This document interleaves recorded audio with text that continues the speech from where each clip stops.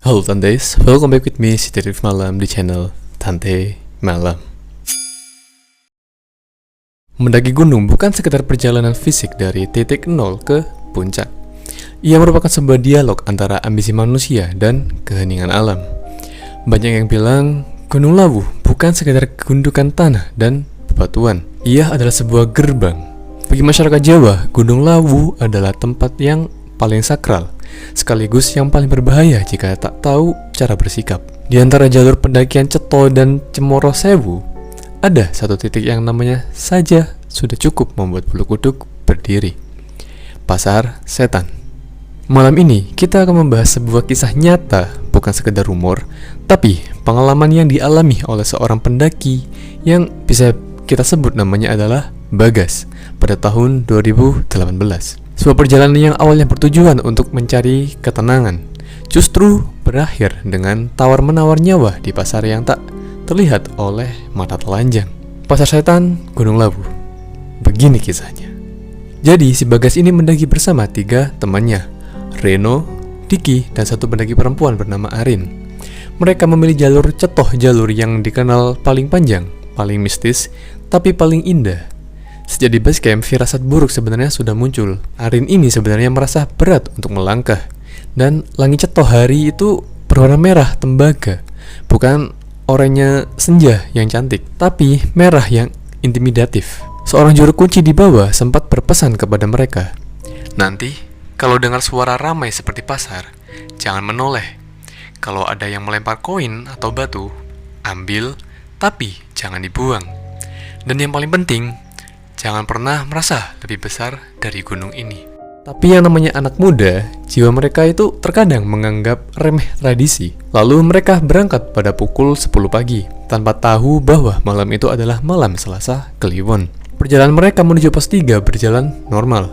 Namun, saat memasuki area antara pos 4 menuju pos 5, cuaca berubah drastis. Kabut hitam turun dengan sangat cepat. Kan biasanya kabut ini berwarna putih, tapi ini berwarna hitam. Jarak pandang hanya 1 meter, dan disinilah keanehan dimulai. Bagas yang berada di posisi paling belakang mulai mendengar suara langkah kaki tambahan di belakangnya. Serak, serak, serak. Setiap kali Bagas berhenti, suara itu ikut berhenti. Dia mencoba menyinari dengan headlamp, tapi yang ada hanyalah pepohonan cantigi yang membeku dalam kabut. Tiba-tiba Arin mulai menangis tanpa sebab.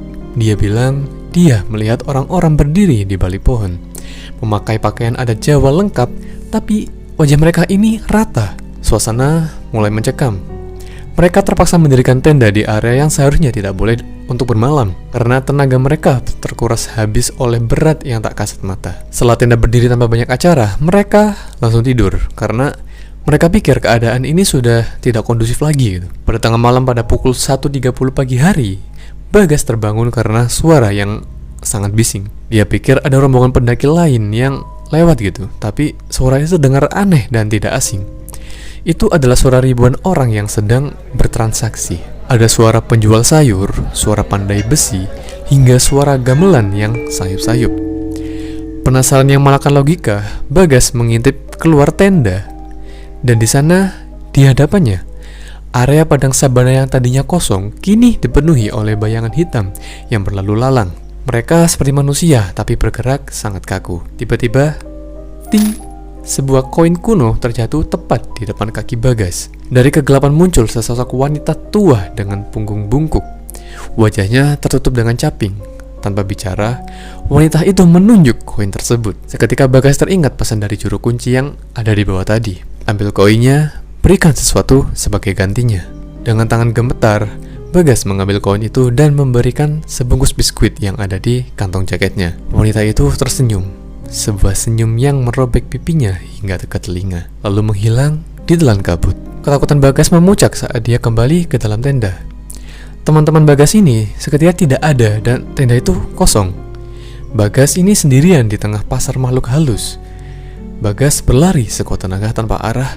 Dia terus mendengar suara teriakan namanya dari kejauhan, tapi suaranya mirip suara nenek tadi. Dia hampir saja terjun ke jurang jika tidak ditarik oleh seseorang. Ternyata itu adalah temannya, si Reno. Reno bilang Bagas tadi keluar tenda sambil berbicara sendirian dengan pohon Cantigi selama 2 jam. Bagas ditemukan dalam kondisi mata melotot dan memegang sebuah batu tajam yang dia anggap sebagai koin emas. Mereka segera berkemas dan turun saat itu juga.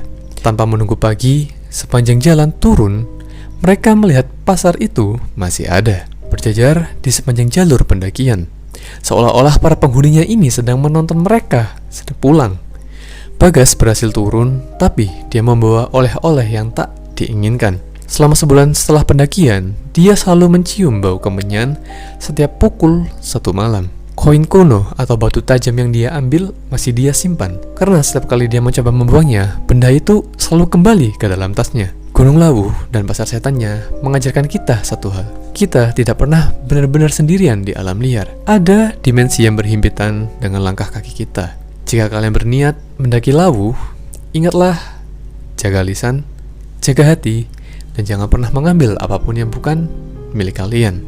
Bagi Tanteis, mungkin itu saja untuk video kita hari ini.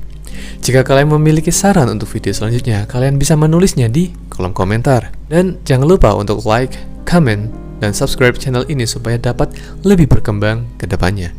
Dan kalian juga boleh untuk share channel ini ke teman, keluarga, pasangan, atau mantan kalian jika mereka menyukai channel yang membahas tentang kisah misteri, horor, dan lainnya. Sekian, terima kasih.